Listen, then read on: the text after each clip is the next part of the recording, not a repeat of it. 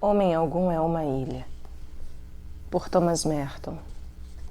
Tradução Dom Timóteo Amoroso Anastácio, da Ordem de São Bento. 22ª edição, editora Petra. Canal Le Conde. Sexto. Ascetismo e sacrifício. Se a alma silencia a carne por um ato de violência, a carne vingará da alma, infectando-a secretamente com um espírito de desforra. Amargura e mau humor, eis as flores de um ascetismo que só puniu o corpo, pois o espírito é acima da carne, mas não é de todo independente dela. Ele colhe em si mesmo o que semeia na carne. Se o espírito é fraco com a carne, ele achará na carne a imagem e a acusação da própria fraqueza. Mas, se o espírito é violento com a carne, ele sofrerá da carne o ricochete da própria violência. A falsa ascética principia sendo cruel para com todos, porque ela é cruel para si mesma, mas acaba sendo cruel para com todos, menos para si mesma. Só há um ascetismo verdadeiro, aquele que é guiado não por nosso espírito, mas pelo Espírito de Deus. O espírito do homem deve primeiro submeter-se à graça, para poder, em seguida, levar a carne a submeter-se à graça e a si mesmo. Se pelo Espírito mortificais os atos da carne, vivereis. Romanos capítulo 8, versículo 13. Mas a graça é caridosa, cheia de misericórdia, afável, não procura os próprios interesses. A graça só nos inspira o desejo de fazer a vontade de Deus, não importa qual seja, agradável ou desagradável à nossa própria natureza. Aqueles, pois, que matam as suas paixões, não com o veneno das próprias ambições, mas com a fina espada da vontade de Deus, viverão no silêncio da verdadeira paz interior, pois a sua vida é oculta com Cristo em Deus. Esta é a mansa violência dos que arrebatam o céu de assalto. A vida espiritual não é mera negação da matéria, Quando o Novo Testamento fala da carne como nossa inimiga, ele toma a carne num sentido especial. Quando Cristo dizia: "A carne não serve de nada", João capítulo 6, versículo 64, ele referia-se à carne sem o espírito, carne vivendo para os seus próprios fins, não só nas coisas sensuais, mas até nas espirituais. Uma coisa é viver na carne, e totalmente outra, viver segundo a carne. No segundo caso, adquire-se essa prudência da carne que se opõe a Deus, porque faz da carne um fim em si mesmo. Mas enquanto estivermos na terra, a nossa vocação exige que vivamos espiritualmente, embora ainda na carne. O nosso ser inteiro, tanto o corpo como a alma, deve ser espiritualizado e elevado pela graça. O Verbo que se fez carne e habitou entre nós, que nos deu a sua carne por alimento espiritual, que se assenta à direita de Deus num corpo cheio de glória e que um dia ressuscitará também os nossos corpos dentre os mortos, não nos quis obrigar a desprezar o corpo ou a mortificá-lo sem discernimento. Devemos, com efeito, dominar a carne. Devemos castigá-la e pô-la em sujeição. Mas esta disciplina confere benefício tanto ao corpo como à alma, porque o bem do corpo não se acha só no corpo, mas no bem de toda a pessoa. O homem espiritual que vive como um filho de Deus procura o princípio de sua vida acima da carne e acima da própria natureza. A quantos a receberem, deu ele o poder de tornar-se filhos de Deus, àqueles que creem em seu nome, que nasceram não do sangue, nem da vontade da carne, nem da vontade do homem, mas de Deus. João capítulo 1, versículos 12 e 13.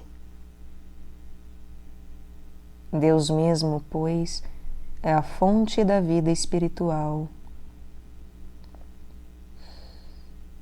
Mas ele comunica a sua vida e o seu espírito a homens, feitos de carne e alma.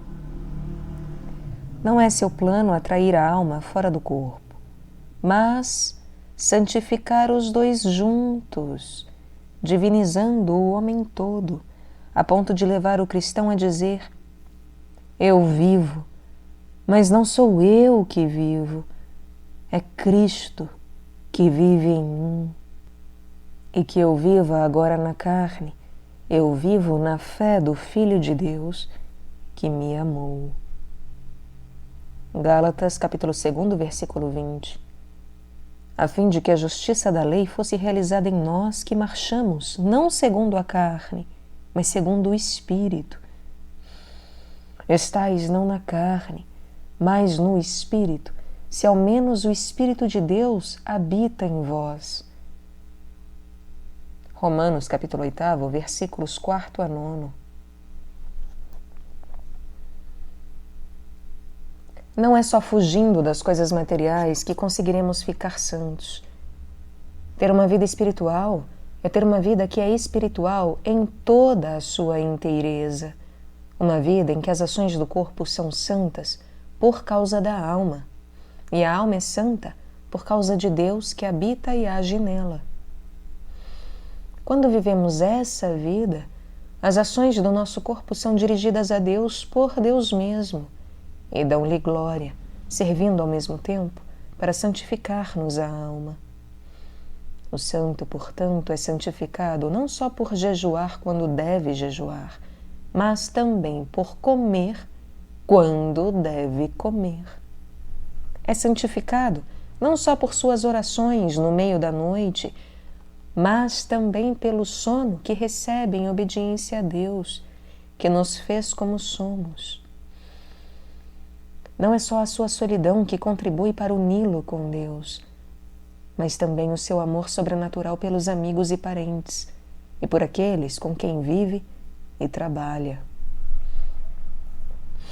Deus, no mesmo ato infinito da sua vontade, quer o bem de todos os seres e o bem de cada indivíduo, pois todos os bens menores coincidem em um perfeito bem que é seu amor por eles. Consequentemente, é claro que alguns homens se tornarão santos por uma vida celibatária, ao passo que muitos outros se santificarão no casamento, já que é necessário haver mais pessoas casadas que solteiras no mundo. Como, pois, imaginar que o claustro é o único lugar em que os homens podem tornar-se santos? Ora, a vida do corpo parece receber menor consideração no claustro do que na vida secular, mas, é claro, a vida conjugal, para triunfar, pressupõe capacidade para um amor profundamente humano, que deve ser ao mesmo tempo espiritual e físico. A existência do sacramento do matrimônio manifesta que a Igreja não considera mal nem repugnante o corpo, mas que a carne, espiritualizada pela oração e pelo Espírito Santo, pode vir a desempenhar importante papel na nossa santificação. É dar grande glória a Deus viver alguém neste mundo a usar e apreciar as coisas boas da vida sem solicitude, sem ansiedade, sem paixão desordenada. Para conhecer e amar a Deus através dos seus dons, é preciso que deles usemos como se não usássemos. 1 Coríntios capítulo 7, versículo 31. E, no entanto, é preciso usá-los. Pois usar das coisas como se não usássemos é usar sem egoísmo, sem temor e sem cálculo, em perfeita gratidão, confiança e amor de Deus. Todo o cuidado excessivo pelo lado material da vida foi reprovado por Cristo, quando disse: "Quem de vós pode, pelo pensamento, acrescentar à própria estatura um só côvado?" Mateus capítulo 6, versículo 27. Mas é impossível usar sem ansiedade as coisas criadas enquanto não nos desprendermos delas. Ao mesmo tempo, desprendemo-nos quando as usamos com parcimônia e, não obstante, sem ansiedade. Os tímidos escrúpulos de quem é obcecado pelos poderes que ama e teme diminuem a sua alma e tornam-na escrava da própria carne. Tanto quiseram eles ficar espirituais à custa da sua preocupação com a carne, que agora ela os obceca. Acabam na carne, porque nela começaram. E o fruto do seu ansioso ascetismo é que usam das coisas não como se não usassem, mas como se usassem. Mesmo a sua abnegação não os impede de mancharse com aquilo que pretendem evitar. Mesmo a sua abnegação não os impede de manchar-se com aquilo que pretendem evitar. Frustrados do prazer que procuram, experimentam um amargo desânimo, o sentimento de culpa que tanto queriam evitar. Este não é o caminho do Espírito, pois, quando a nossa intenção é dirigida para Deus, o uso mesmo que fazemos das coisas materiais nos santifica a nós e a elas, contanto que as usemos sem egoísmo e sem presunção, felizes de recebê-las daquele que nos ama e cujo amor é tudo o que desejamos. A nossa renúncia é estéril e absurda se a praticamos por motivos errôneos, ou, ainda pior, sem motivo válido.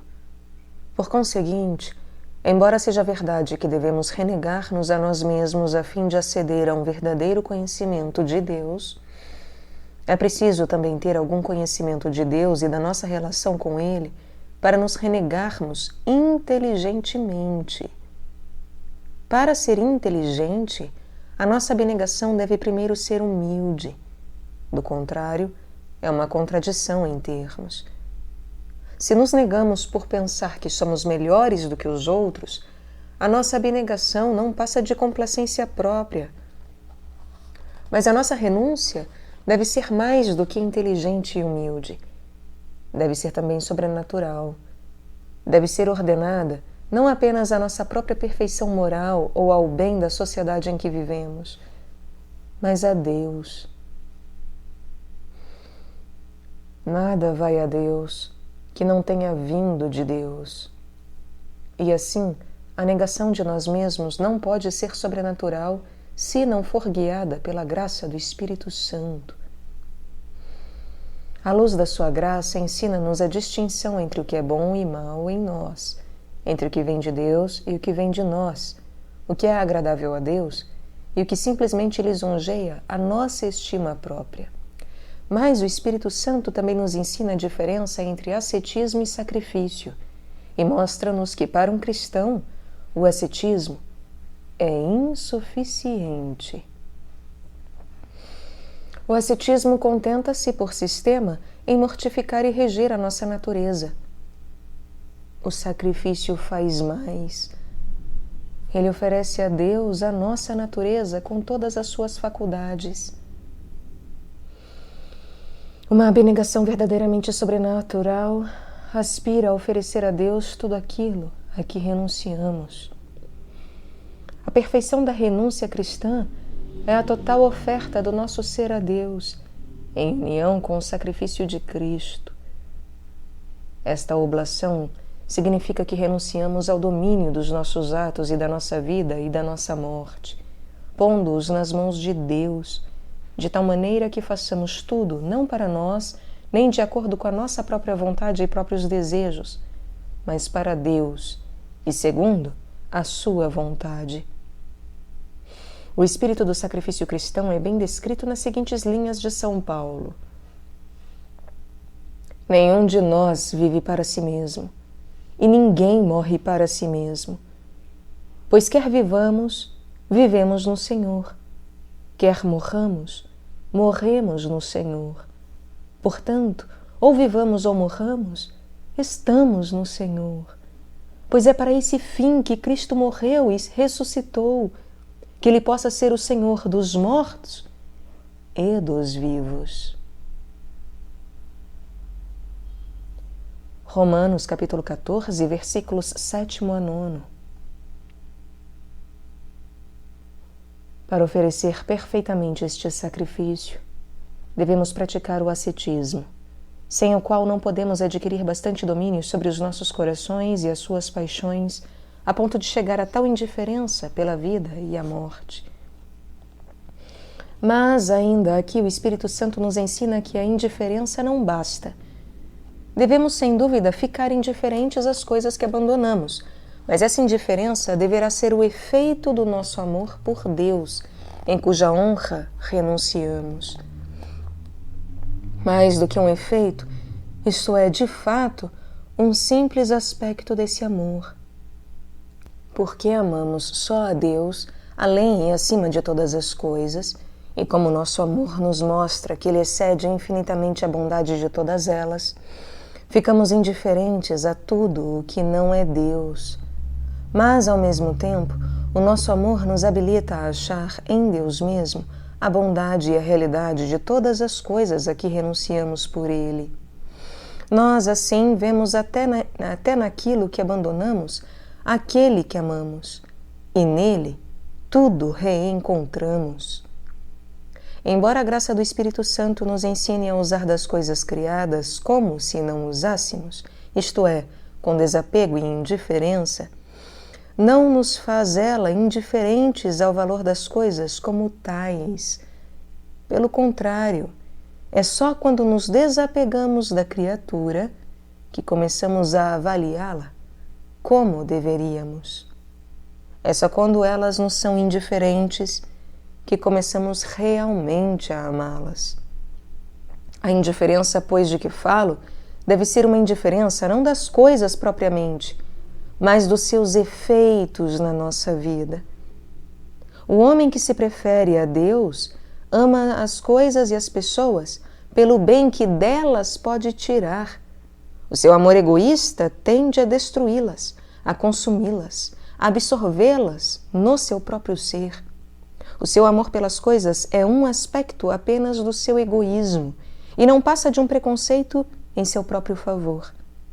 Então, o homem não é absolutamente indiferente ao efeito das coisas, das pessoas e dos acontecimentos na sua vida, mas é, de fato, desprendido do bem das coisas e das pessoas, consideradas a parte do seu próprio benefício.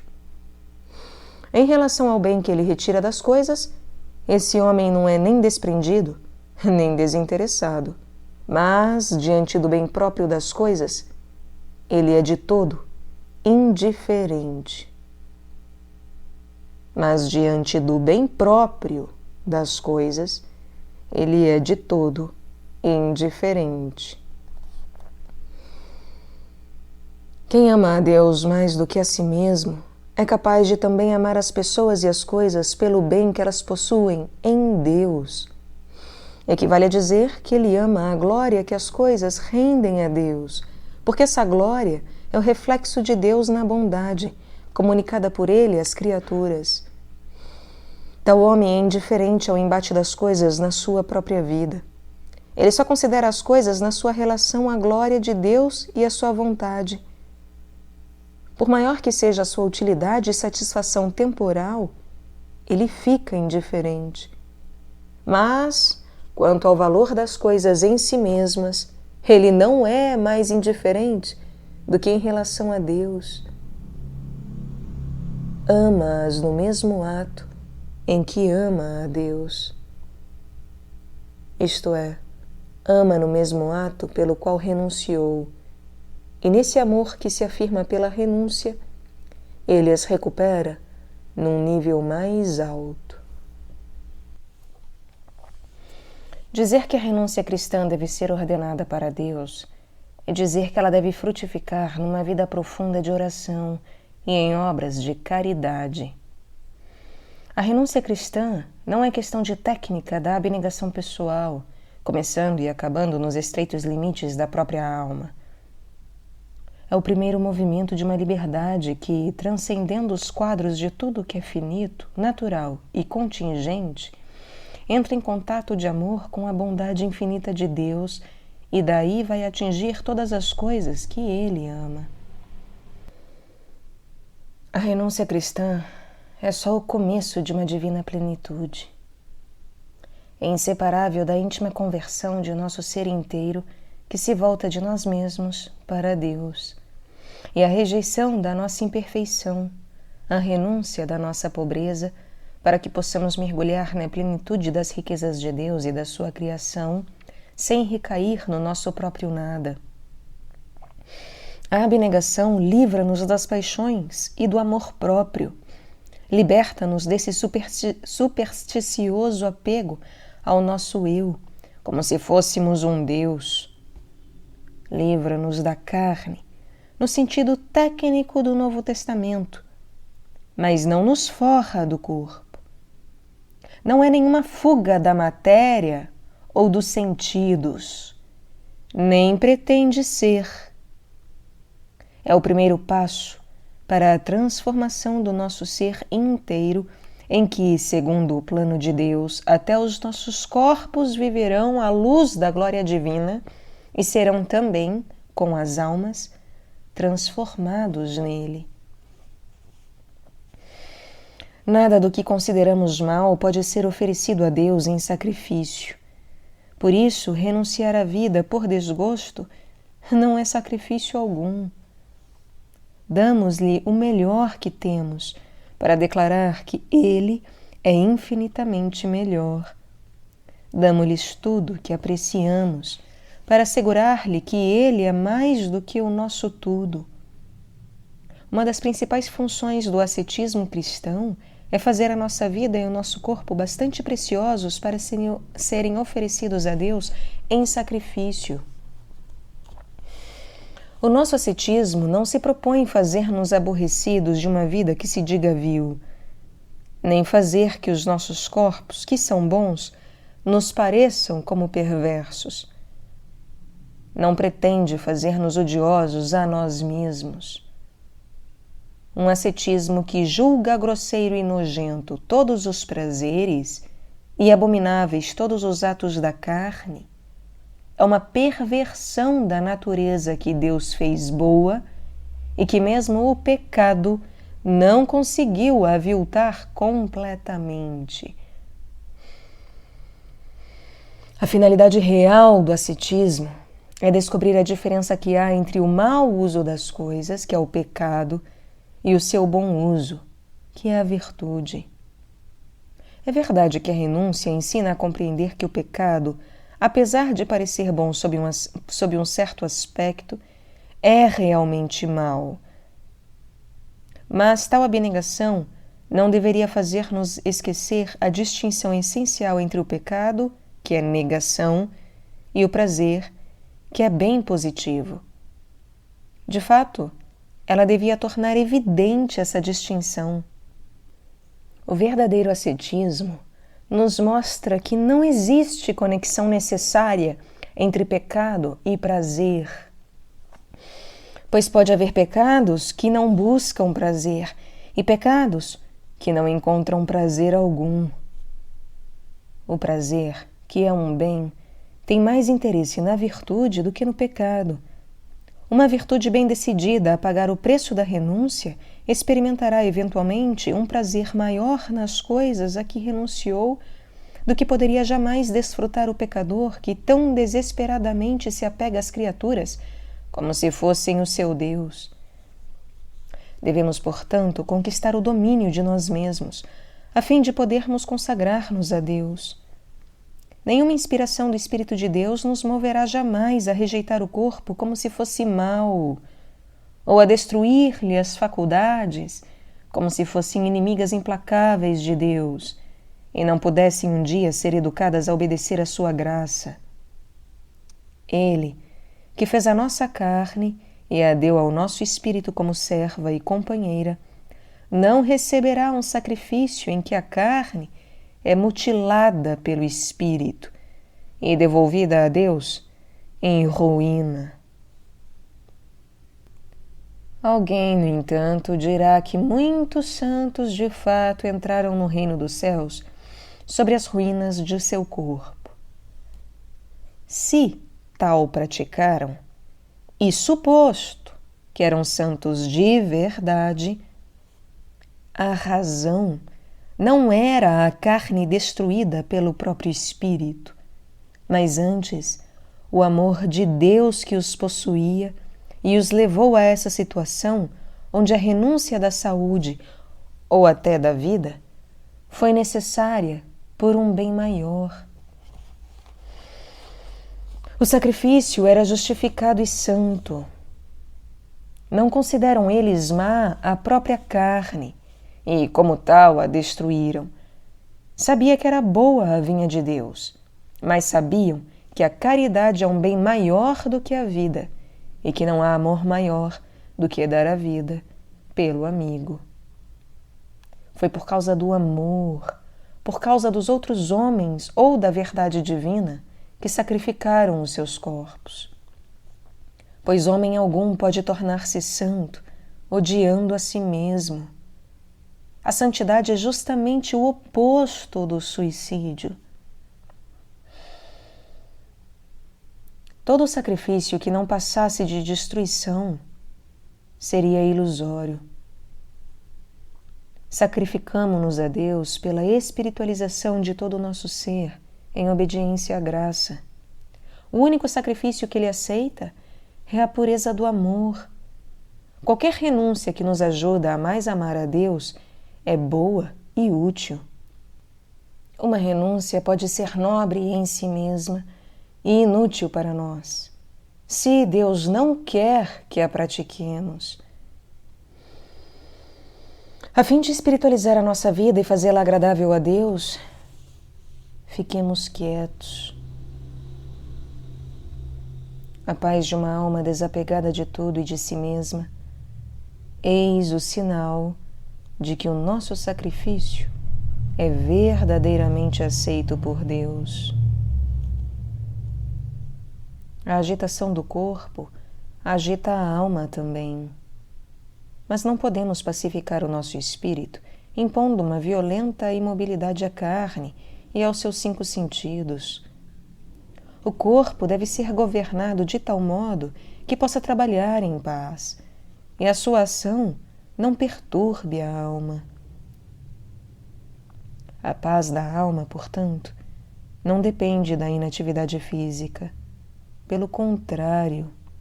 Há pessoas perfeitamente capazes de provar a verdadeira paz espiritual em uma vida ativa, mas que ficariam loucas se tivessem de permanecer por muito tempo imóveis, numa absoluta solidão e silêncio. Cabe a cada um encontrar para si mesmo a espécie de trabalho e de ambiente em que pode melhor levar uma vida espiritual. Se cada um pode achar tais condições e beneficiar-se delas, que o faça. Mas que coisa lamentável seria a vida espiritual se só pudesse ser vivida em condições ideais. Ora, nunca estiveram estas ao alcance de muitos homens e jamais foram mais inacessíveis do que no mundo moderno. Tudo na vida de uma cidade moderna é calculado para impedir o homem de entrar em si mesmo e pensar nas coisas espirituais. Mesmo com a melhor das intenções, um homem espiritual vê-se exausto, amortecido e deprimido pelo constante ruído de máquinas e alto-falantes, pelo ar pesado e as luzes deslumbrantes de escritórios e lojas, e as constantes sugestões dos anúncios e da propaganda. Todo o mecanismo da vida moderna é engrenado para fugir de Deus e do Espírito, em busca do deserto da neurose. Mesmo os nossos mosteiros não são livres do cheiro e da algazarra do mundo. A agitação física é, portanto, inimiga do espírito. E por agitação, não me refiro necessariamente a exercício ou movimento. Há total diferença entre agitação e trabalho. O trabalho que ocupa o corpo e a mente é necessário à saúde do espírito. Pode ajudar-nos a rezar e a recolher-nos se trabalhamos como convém. A agitação, porém, destrói a utilidade espiritual do trabalho e tende mesmo a frustrar-lhe a finalidade física e social. Ela é uma inútil e mal orientada ação do corpo e exprime a confusão interior de uma alma sem paz. O trabalho leva a paz à alma em que houver um mínimo de ordem e de compreensão espiritual. Ele a ajuda a voltar a vista para os seus fins espirituais e a realizá-los. Mas a razão última da agitação é esconder a alma de si mesma, disfarçar-lhe os conflitos interiores e a falta de rumo e induzir um falso sentimento de que estamos lucrando. A agitação, estado de espírito inteiramente normal no mundo dos negócios, é fruto da tensão de um espírito que gira vertiginosamente de um estímulo a outro e tenta reagir ao mesmo tempo a 15 solicitações diferentes.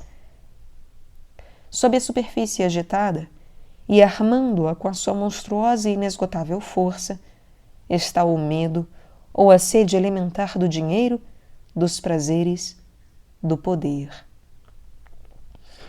Quanto mais complexas as paixões do homem, mais complexa a sua agitação.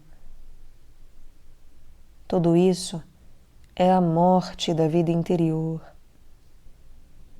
Visitas ocasionais à igreja e recitação de apressadas orações não têm força para curar essa chaga purulenta. Visitas ocasionais à igreja e recitação de apressadas orações não tem força para curar essa chaga purulenta. Visitas ocasionais à igreja e recitação de apressadas orações não tem força para curar essa chaga purulenta. Mesmo com os ideais que possamos ter, por mais espirituais e ocupados que pensemos ser com a glória de Deus e o seu reino, a avareza e as paixões invadirão o nosso trabalho para convertê-lo em agitação, desde que cessarem de ser puras as nossas intenções. E quem pode jurar pela pureza de suas intenções, lá nas profundezas do seu subconsciente, onde os antigos motivos egoísticos se movem tranquilamente, como monstros marinhos, em águas onde são invisíveis. A fim de defender-nos da agitação, devemos ter o desapego não só dos resultados imediatos do trabalho, e esse desprendimento é difícil e raro, mas também de todo o complexo de motivos que governam a nossa vida na Terra. Temos de deixar a saúde e a segurança, os prazeres e as riquezas, as pessoas e os lugares, as circunstâncias e as coisas. Temos de deixar a saúde e a segurança, os prazeres e as riquezas, as pessoas e os lugares, as circunstâncias e as coisas. Devemos ser indiferentes à própria vida, no sentido do Evangelho, vivendo como os lírios do campo, a procurar primeiro o reino dos céus, seguros de que, em acréscimos, todas as nossas necessidades materiais serão atendidas. E quantos de nós podem dizer com alguma segurança que começaram a viver assim?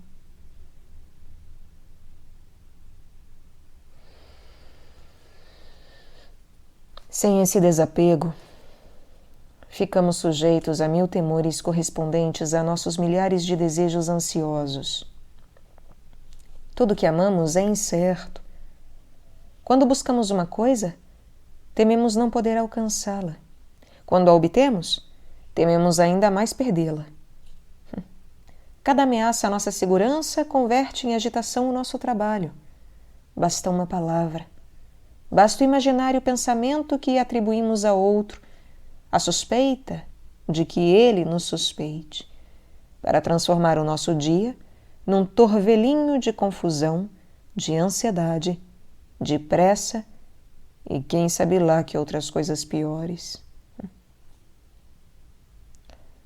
Precisamos, antes de tudo, adquirir uma perspectiva sobrenatural, contemplar todas as coisas à luz da fé e depois começar o longo e árduo trabalho de libertação dos nossos medos e desejos irracionais.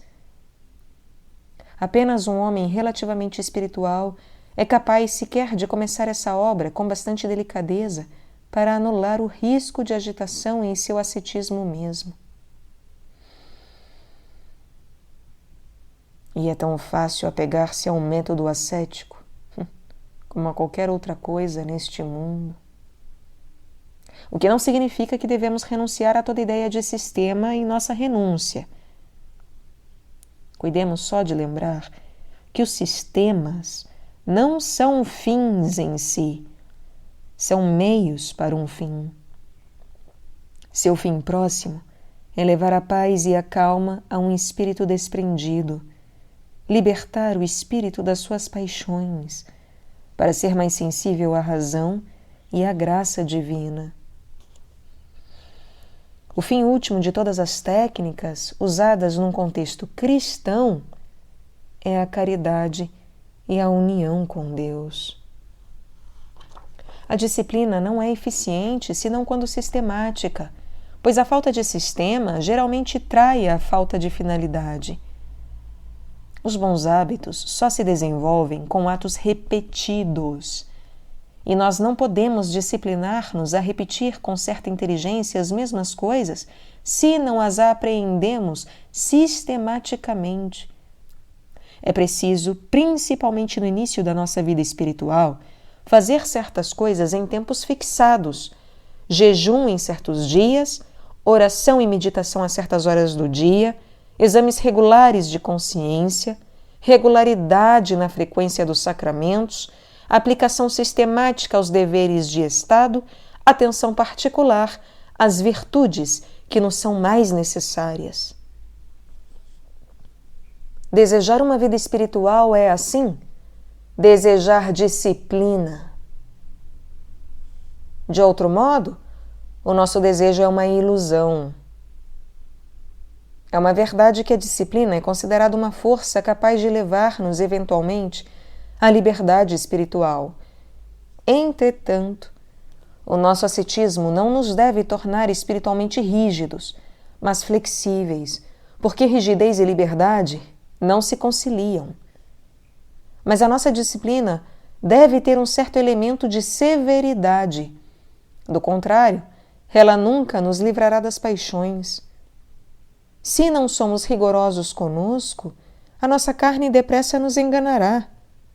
Se não nos obrigamos severamente a rezar e a fazer penitência nos dias definidos, e a fazer a nossa mente guardar as resoluções a despeito dos inconvenientes e dificuldades, seremos logo envolvidos por nossas próprias desculpas e levados pela fraqueza dos nossos caprichos. É muito útil ter um diretor espiritual a guiar os nossos esforços de disciplina. Embora em teoria a direção não seja absolutamente necessária a uma vida espiritual sólida, muitos homens na prática não teriam sem ela chegado a nada. Além da valiosa instrução que um bom diretor pode dar-nos, nós precisamos ainda do seu encorajamento e das suas correções. É muito mais fácil perseverar em nossa penitência, meditação e oração quando temos alguém que nos recorde as resoluções que começamos a esquecer. A direção espiritual nos protegerá, até certo ponto, contra a nossa própria instabilidade. A função do diretor é orientar a nossa disciplina para a liberdade espiritual. Para isso, é preciso um bom diretor. E bons diretores são raros.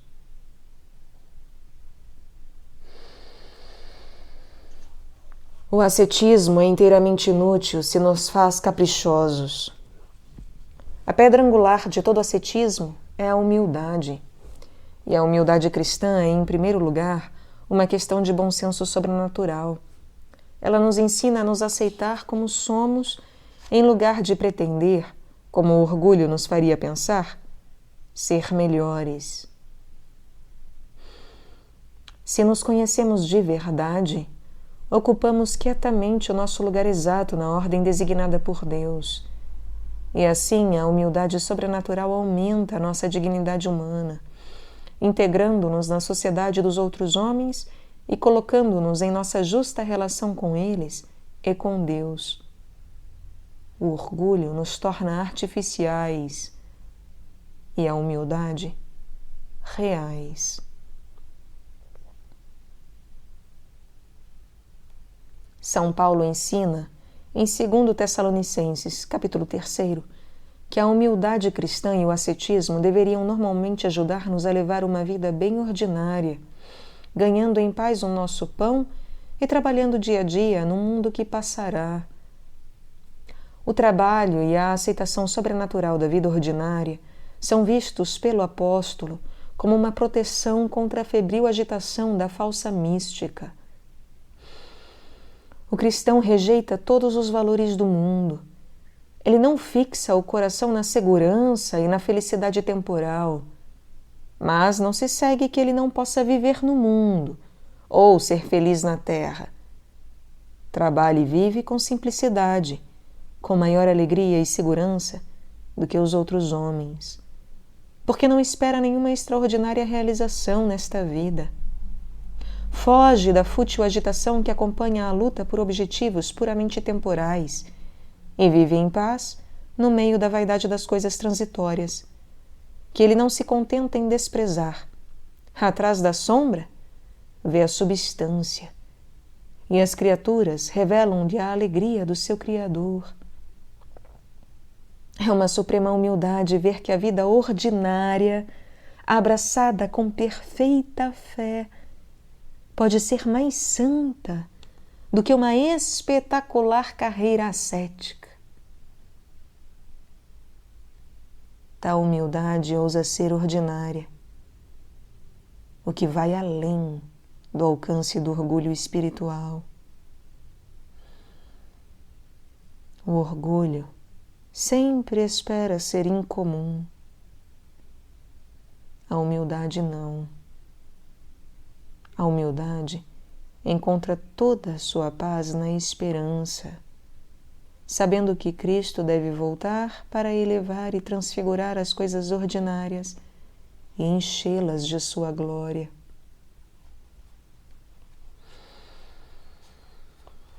Deus é mais glorificado por quem usa as boas coisas da vida em simplicidade e gratidão do que pelo inquieto ascetismo daquele que se agita por causa de cada minúcia do seu holocausto. O primeiro se serve das coisas boas e agradece a Deus. O segundo tem medo das coisas boas e, por conseguinte, não pode usá-las como convém. Horroriza-se com o prazer que Deus pôs nas coisas e, no seu horror, só pensa em si mesmo. Imagina que Deus colocou em sua frente todas as coisas boas do mundo como uma isca de armadilha. Atormenta-o a toda hora a sua própria perfeição. A luta pela perfeição converte-se numa sorte de batalha de habilidades com o Criador que fez boas todas as coisas. A própria bondade das criaturas torna-se uma ameaça à pureza desse virtuoso, que gostaria de abster-se de cada coisa. Mas não pode. É humano como o resto dos homens, e deve, como eles, fazer uso do alimento, da bebida e do sono. Como eles, deve olhar o céu e amar, apesar de si mesmo, a luz do sol. Cada sentimento de prazer enche-o de uma impressão de culpa que lhe mancha a adorada perfeição. É estranho como tal gente possa entrar nos mosteiros que não tem outra razão de existir senão o amor de Deus.